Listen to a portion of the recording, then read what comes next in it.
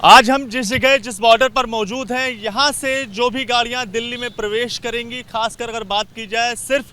BS6 diesel engine वाली जो गाड़ियाँ हैं उनका जो अनुमति है सिर्फ प्रवेश करने की, सिर्फ वही गाड़ियाँ दिल्ली में प्रवेश कर सकेंगी। बाकी सभी जो डीजल गाड़ियां हैं उनके प्रवेश पर पूरी तरह से बैन रहेगा। BS3 चाहे वो गाड़ियां हो डीजल की, चाहे BS4 हो। ये बॉर्डर जो है ये दिल्ली नोएडा जो बॉर्डर है यहाँ का, और इसके अलावा सरकार की ओर से जो सर्कुलर जारी किया गया उसमें भी यही कहा गया है कि इस बॉर्डर पर चेकिंग होगी और जिस तरह से इलेक्ट्रिक या फिर CNG वाली जो बसें हैं या गाड़ियां हैं उन्हें सिर्फ यहां पर एंट्री दिया जाएगा। इसके अलावा अगर बात की जाए तो दिल्ली में लगातार जो पोल्यूशन का स्तर है वो बढ़ता जा रहा है और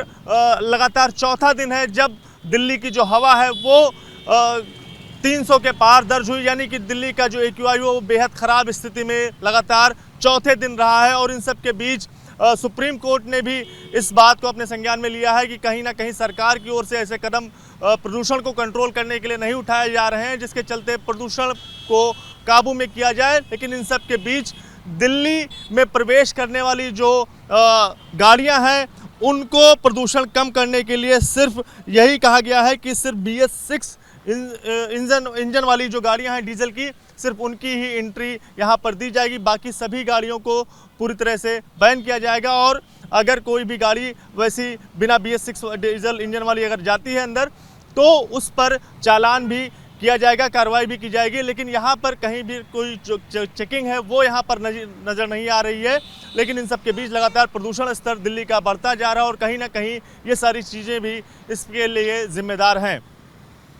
हम फिलहाल जिस जगह मौजूद हैं ये दिल्ली नोएडा कनेक्टिंग जो बॉर्डर है वो है, और यहाँ पर आज के आदेश के अनुसार अगर बात की जाए तो जो भी BS6 डीजल की जो गाड़ियाँ थी सिर्फ उन्हें ही यहाँ पर एंट्री मिलेगी। लेकिन इन सब के अलावा आप यहाँ पर देख पाएंगे बाकी जो तमाम जो गाड़ियाँ हैं BS3 की हों या BS4 की हों, उन सभी गाड़ियों को जो यहाँ पर जो एंट्री है वो मिल रही है। किसी तरह की जो चेकिंग है वो उसकी व्यवस्था यहाँ पर नहीं की गई है। साफ तौर से दिल्ली NCR का प्रदूषण लगातार बढ़ रहा था जिसके बाद सरकार की ओर से ये आदेश जारी किया गया था कि सिर्फ डीजल वाली BS6 की जो गाड़ियाँ हैं उन्हें ही एंट्री मिलेगी। लेकिन यहाँ पर कोई भी जो चेकिंग पॉइंट है या फिर कोई ऐसा यहाँ पर प्रशासन की ओर से कोई मौजूद नहीं है जो इन गाड़ियों की पड़ताल कर सके और रोक इन पर लगा सके। और इन सब के बीच अगर बात की जाए तो दिल्ली का प्रदूषण की बात की जाए तो दिल्ली का प्रदूषण लगातार बढ़ता जा रहा है। लगातार चौथा दिन है जब दिल्ली का जो AQI है वो 300 के पार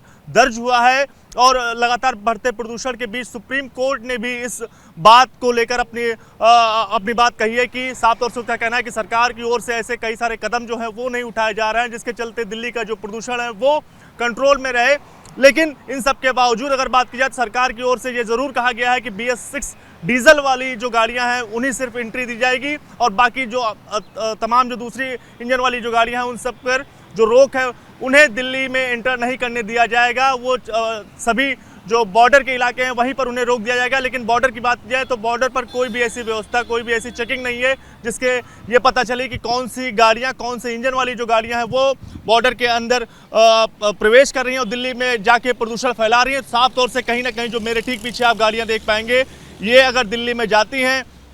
और इनके धुएं से ही जो दिल्ली का प्रदूषण है वो बढ़ता है तो साफ तौर से कहीं ना कहीं यही गाड़ियां जिम्मेदार हैं और आने वाले दिनों में यही दिल्ली में जो प्रदूषण बढ़ने का कारण है वो भी यही कहीं ना कहीं ये सारी जो गाड़ियां हैं वही जिम्मेदार मानी जाएंगी। और डॉक्टर्स की बात करें तो उनका भी यही कहना है कि आने वाले दिनों में भी लगातार जो प्रदूषण है वो बढ़ेगा और एक्सपर्ट भी यही कह रहे हैं और डॉक्टर्स की यही सलाह है कि बड़े जो बुजुर्ग हैं वो घरों में रहें, एहतियात बरतें और ज़्यादा बाहर निकलने से बचें। खुली में हवा में सांस लेने से उन्हें बचना चाहिए। कैमरा पर्सन मनीष उनियाल के साथ दिव्यांकर तिवारी, ABP न्यूज़, दिल्ली।